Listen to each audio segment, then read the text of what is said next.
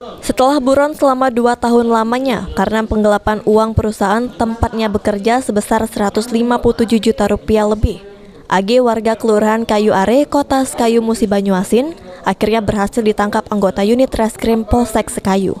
AG yang sebelumnya bekerja di sebuah perusahaan milik daerah di Kabupaten Musi Banyuasin, yakni PT Muba Electric Power atau MEP, sebagai office boy diperintahkan atasannya untuk menyetorkan uang perusahaan ke bank. Oleh tersangka, uang tersebut malah dibawa kabur dan digunakannya untuk berfoya selama menetap di Pulau Jawa.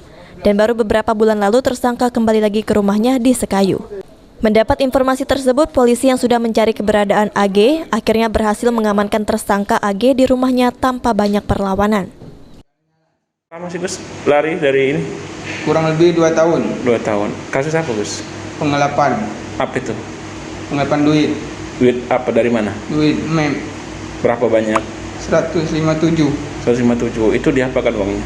Buat jalan-jalan. Kemana aja? Ke Jakarta, Tangerang, Surabaya, Batam. Itu sendirian atau sama siapa? Sendirian. Sendirian?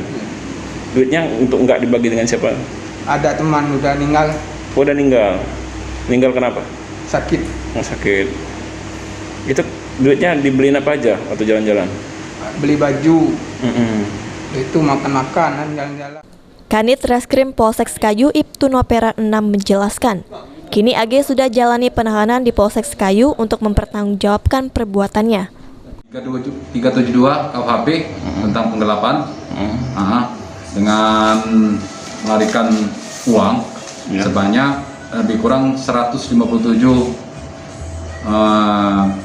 juta 93.796 rupiah Dari perusahaan atau? dari perusahaan PT MEP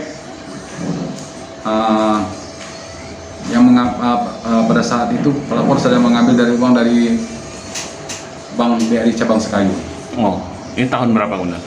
Tahun ini sekitar tahun kejadian tahun 2000 tanggal 25 April 2019. Atas perbuatannya, AG dijerat polisi dengan pasal penggelapan yaitu 372 KUHP dengan ancaman hukuman di atas 4 tahun penjara. Ruzi Iskandar, PAL TV.